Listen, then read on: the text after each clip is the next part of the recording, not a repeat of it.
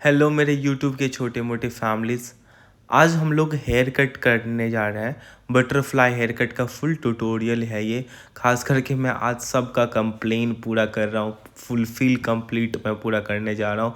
जितने लोगों ने मुझे कमेंट्स एंड प्यार दिया कि सर बटरफ्लाई हेयर कट का फुल ट्यूटोरियल दीजिए, ब्लो ड्रायर के बारे में समझाइए, अच्छे से बताइए, प्लीज़ एक्सप्लेन कीजिए, कोई भी वीडियोज़ को कट मत कीजिए। तो आज उन्हीं के लिए ये वीडियोज़ है, क्योंकि मैं एक भी पार्ट स्किप नहीं करने वाला हूँ। इस वीडियोज़ को अगर आप पूरे 13 मिनट देख लिए तो आपका हेयर कट और आपका ब्लो ड्राई पूरा का पूरा आपको समझ में आ जाएगा।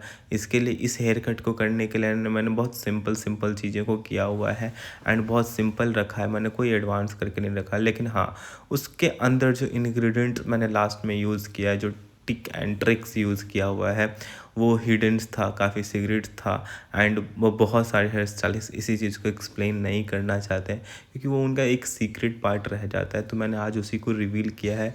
तो वीडियोस को एंड तक ज़रूर देखिए। Hi, my name is Bob, I am the founder of Bob salon academy. स्वागत है आप सभी का मेरे यूट्यूब चैनल पे। तो चलिए बटरफ्लाई हेयर कट को हम लोग स्टेप बाय स्टेप देखते हैं। बटरफ्लाई हेयर कट करने के लिए आपके क्लाइंट का जो हेयर टेक्सचर होना चाहिए वो फाइन और वेवी होना चाहिए। खास करके इस चीज़ का ध्यान रखिएगा कि उनके बाल में केराटिन या स्मूथनिंग, रिबॉन्डिंग जैसा कुछ भी ना हुआ रहे, क्योंकि इससे जो है हेयर का वॉल्यूम बहुत डाउन हो जाता है और आपको एक बटरफ्लाई लुक नहीं दे पाते हो। इसे करने के लिए पहले मैंने बैक से वन लेंथ कट कर लिया था, जिसे 0 डिग्री कट करते हैं एंड फ्रंट पे मैंने ए सेक्शंस बनाया था और उसी ए सेक्शंस के गाइडलाइंस के अकॉर्डिंग मैंने सारे सेक्शंस को डिवाइड किया था। जैसे कि मैंने एक लेफ़्ट में ए सेक्शन बनाया और लेफ़्ट साइड के सारे सेक्शंस को डिवाइड करते करते पूरा कंप्लीट किया। फिर राइट साइड के पार्टीशन को भी कंप्लीट करके उसको भी ऐसी गाइडलाइंस के अकॉर्डिंग कट किया। डिग्रीज जो है मैंने बिलो 45 डिग्री, कभी 90 डिग्री, कभी 180 डिग्री भी रखा हुआ था। 0 डिग्री कट तो बस सिंपल था। उसके बाद फ्रंट पे फ्रिंजेस करने के बाद मैंने उसमें टेक्सचराइज करने के लिए जो है थोड़ा सा लेयरिंग किया था। उसको मैंने अराउंड 90-95 डिग्री का अराउंड कट करता है। इससे क्या होता है कि हेयर में बहुत अच्छा टेक्सचर लुक आ जाता है। और जब वो क्लाइंट ब्लो ड्राई नहीं भी करे और वो सिंपल रखना चाहे तो उनका जो वो पैची लुक जो होता है वो नहीं आता है, बिकॉज ऑफ टेक्सचराइजिंग की वजह से क्या होता है कि लेयर्स एक दूसरे के अंदर छिप जाता है एंड हेयर भी एकदम बैंड सा पैच सा नहीं कटा रहता है। ऐसा लगता है कि उसमें कुछ कट दिया होता है। तो जब भी आप लोग भी बैंड्स करेंगे तो बैंड्स में याद रखिएगा कि थोड़ा बहुत लेयरिंग करने से ना बहुत क्यूट लगता है, वो अच्छा लगता है एंड क्लाइंट ईजी वे में बहुत अच्छे से कैरी कर पाती है और उनको कुछ दिक्कत नहीं होता है। इससे तो आप ही का फ़ायदा है ना कि क्लाइंट्स अपने 2-4 दोस्तों को भी साथ में लेके आती है और आपके सैलून का भी सेल बढ़ता है।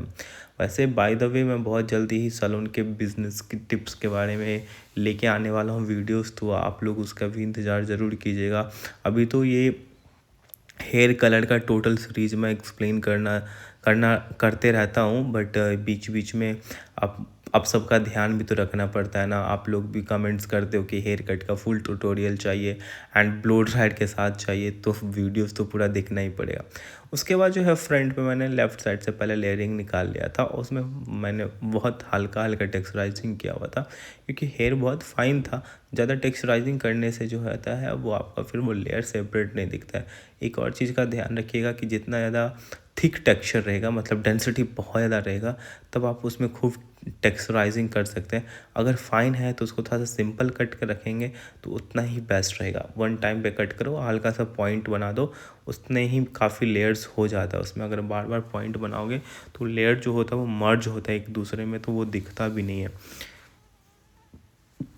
उसके बाद बैक में भी मैंने वी सेक्शन बनाया था। जैसे फ्रंट में मैं ए बनाता हूँ, वैसे बैक में मैं वी बनाता हूँ। वो मेरे गाइडलाइंस के लिए बहुत सपोर्ट करता है और इसको जो है मैं 180 डिग्री कट पे करके उसके बाद सबको सारे पार्ट में डिवाइड कर लेता। यहीं से मेरे सारे गाइडलाइंस स्टार्ट हो जाते हैं। लेफ़्ट साइड से भी अपना निकाल दिया। उसके बाद ट्रायंगल बना लेता हूँ मिनीशी में, और ट्रायंगल से क्या होता है कि जो इक्वल ट्रायंगल बन जाता है आपके ऊपर, तो आप एक लेयर्स के बॉक्स को कट कर रहे होते हैं। इससे ये होता है कि जब भी आप ब्लो ड्राई करेंगे या फिर कोई और भी आपके क्लाइंट्स का ब्लो ड्राई करेगा, तो वो जो बॉक्स इक्वल पे कटा रहेगा तो हेयर जो है वहाँ से एक इवन टोन पे आएगा और एक इवन लेंथ पे आएगा, जिसकी वजह से जो मैसी लुक है वो नहीं आता है। सेम बॉक्स का एक बात का ध्यान रखिएगा कि अगर लेफ़्ट साइड वाला बॉक्स जितने एरिया पे रख रहे हैं उतना ही फ्रंट राइट साइड वाला भी बॉक्स उतने ही एरिया में रखिएगा। उस बॉक्स को कट करने के बाद जो है आप राइट साइड वाले सेक्शन से हाफ और बॉक्स सेक्शन से हाफ को मिक्स करके उसके इक्वल करके उसको कट कर लीजिएगा। इससे क्या होगा कि जो फ्रंट वाला लेयर है और जो बैक वाला लेयर है वो एक दोनों के साथ कनेक्ट हो जाएगा, हेयर में डिसकनेक्शंस नहीं रहेगा। अगर वही चीज़ डिसकनेक्शंस हो जाता है तो एक लेयर आपका 2-3 सेंटीमीटर के ऊपर दिखता है, दूसरा लेयर्स उसके बहुत नीचे दिखता है, तो वो भी अच्छा नहीं लगता। और इसमें भी आप अपने क्लाइंट से डिस्कस कर सकते हैं कि आपको डिसकनेक्टेड लेयर्स चाहिए होता है या कि कनेक्टेड लेयर्स चाहिए होता है। ये डिपेंड करता है आपके कंसल्टेशन पे और उन क्लाइंट के डिमांड के ऊपर। बट फिर भी ट्राई कीजिएगा कि जो लेयर्स होते हैं ना उसको कनेक्टेड रखिएगा, वो ज़्यादा प्रोफेशनल लगता है। उसके बाद सारे लेयर्स को और कनेक्ट करने के लिए आप फ्रंट और बैक के एक साइड वाले पार्ट को, जैसे मैंने इसमें किया हुआ है, उसको मिला करके उसको टेक्सचराइज कर लीजिएगा, पॉइंट दे लीजिएगा। और इससे क्या होगा कि जो बैक का लेंथ है वो भी इवन हो जाएगा और उससे आपके लेंथ का जो 0 डिग्री कट पे किया हुआ रहेगा आपने, उस पर जो है सा यू टर्न मिल जाता है, हल्का सा यू शेप मिल जाता है। उसको दोनों साइड से करने के बाद जो है उसको पहले सीजर को हम रखने के बाद उसको अच्छे से चेक कर लीजिएगा कि लेयर्स अच्छा कटा हुआ है कि नहीं कटा हुआ है। उसके बाद ही ब्लो ड्राई कीजिएगा। ब्लो ड्राई पे एक चीज़ और ध्यान रखिएगा कि ब्लो ड्राई करते टाइम सिर्फ 80% हेयर को ड्राई कीजिएगा। 20% हेयर थोड़ा सा वेट होना चाहिए। हेयर थोड़ा सा वेट रहता है तो आपको ब्रश में राउंड करते टाइम एक शेप बहुत अच्छा मिल जाता है। और एटलीस्ट तो ये तो ज़रूर ट्राई कीजिएगा कि आप अपने हेयर पे हीट प्रोटेक्शन कुछ भी लगा लीजिएगा, स्प्रे या फिर क्रीम या कुछ भी लगा लीजिएगा। सेक्शंस मैंने बस सेंटर से निकाल करके एक साइड वाले सेक्शंस को होल्ड कर दिया था, क्योंकि मैं सेक्शंस निकालने में ज़्यादा टाइम पास नहीं करता हूँ, इससे बहुत क्विक हो जाता है।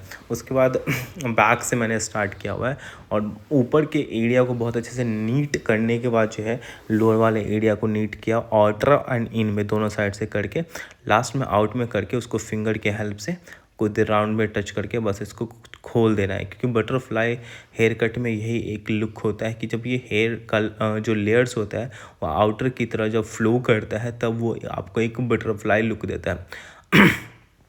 ऐसे ही आप बैक के 3 सेक्शंस ले सकते हैं।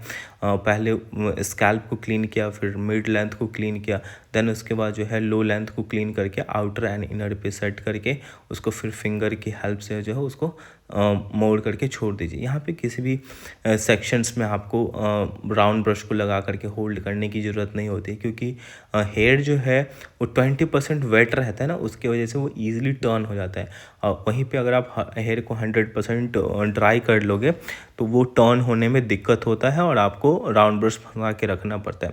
राउंड ब्रश फंसाने से बहुत सारे क्लाइंट को इरिटेशंस भी होता है और कभी कभार हेयर में फ्रीजीनेस भी क्रिएट हो जाता है। मैं नहीं कहता कि सब लोग फ्रीजी क्रिएट करते हैं, बट ये मेरा ओपिनियन है कि लाइक राउंड ब्रश को ज़्यादा देर फंसा के नहीं रखना चाहिए, क्योंकि कभी कभी आप लोग भी देखते होंगे कि फाइबर जो होता है वो बर्न हो जाता है, जो ब्रिसल्स होते हैं राउंड ब्रश के वो बर्न हो जाते हैं, उसकी वजह से हेयर पे भी डैमेज तो होता ही है। मुझे भी ऐसा फील होता है कि डैमेज तो बढ़ता ही है, तो इसलिए मैं कभी भी राउंड ब्रश को ज़्यादा देर फंसा के नहीं रखता हूँ। वो अलग टॉपिक है, उसको भी मैं अपकमिंग्स वीडियो में कवर कर लूँगा कि कैसे होता है। उसके बाद आप लेफ़्ट साइड से ले जाइए और लेफ़्ट के सेंटर पार्टीशन में से एक बॉक्स क्रिएट करके उसको जो है आउटर में भी इसको ऐसे खोल दीजिएगा।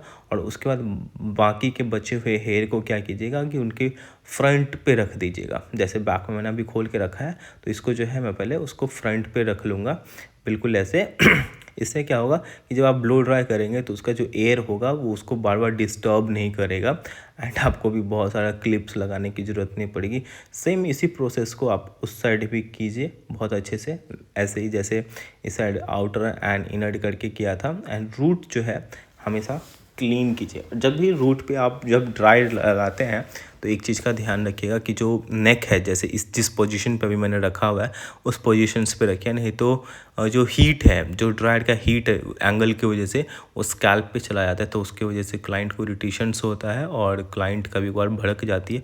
ज़रूरी नहीं कि सारी क्लाइंट्स एक ही जैसी हो, बट स्टिल आप अपना काम जो है दिल से कीजिए, शिद्दत से कीजिए एंड मैं फिर से आप लोगों से रिक्वेस्ट करूँगा यहाँ पे कि आपको मेरे वीडियोस पसंद आते हैं तो चैनल को सब्सक्राइब कीजिए और दोस्तों के साथ शेयर कीजिए, क्योंकि ये आपके लिए बिल्कुल फ्री है बट हमें बहुत मोटिवेट करता है।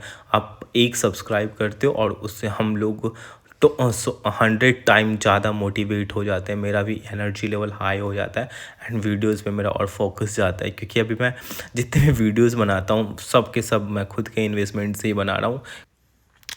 यहाँ पे मैं आप लोगों को एक और टिप देते हुए जाना चाह रहा हूँ कि जब भी मैं शैम्पू करवाता हूँ अपने क्लाइंट्स के ऊपर, तो एक जो है स्कैल्प क्लींजिंग शैम्पू मैं ज़रूर कराता हूँ।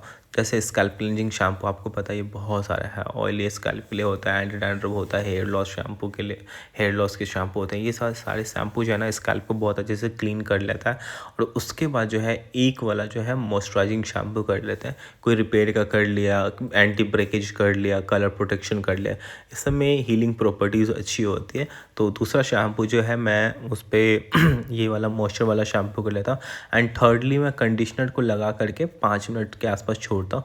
नॉर्मल ज़्यादातर मैं मास्क ही लगाता हूँ, कंडीशनर कम ही लगाता हूँ एंड उसके बाद जो है उसको अच्छे से रिंस आउट करके देन उसके बाद जो है डिटैंगल करने से पहले अगर मैं देख लेता हूँ कि हेयर बहुत टूट रहा है तो मैं हीट प्रोटेक्शन उसी टाइम पे लगा लेता हूँ या फिर लिव इन क्रीम को बहुत अच्छे से लगा लेता हूँ। इससे क्या होता है कि हेयर डिटैंगल बहुत अच्छे से हो जाता है, सुलझ भी बहुत अच्छे से जाता है। क्राउन वाले पे देखते देखते आपने देख लिया कि मैंने एक बॉक्स क्रिएट किया और सबको बैक से उठा करके सेट कर रहा हूँ, एक को भी फ्रंट की तरफ नहीं मूव कर रहा हूँ, लेकिन उसको जब मैं खोलूँगा तो अंदर की तरफ खोलूँगा, क्योंकि यही जो अंदर की तरफ खोलूँगा और वो जो बैक में जो गिरेगा ना वो बहुत अच्छा से लेयर्स क्रिएट करेगा और उसको सेट करने के लिए बैक से थोड़ा सा और सेट कर सकते हैं एंड उसको एक साथ खोलेंगे। खोलते टाइम एक चीज़ का ध्यान रखिए कि आप अपने पास एक पैडल ब्रश रख सकते हैं।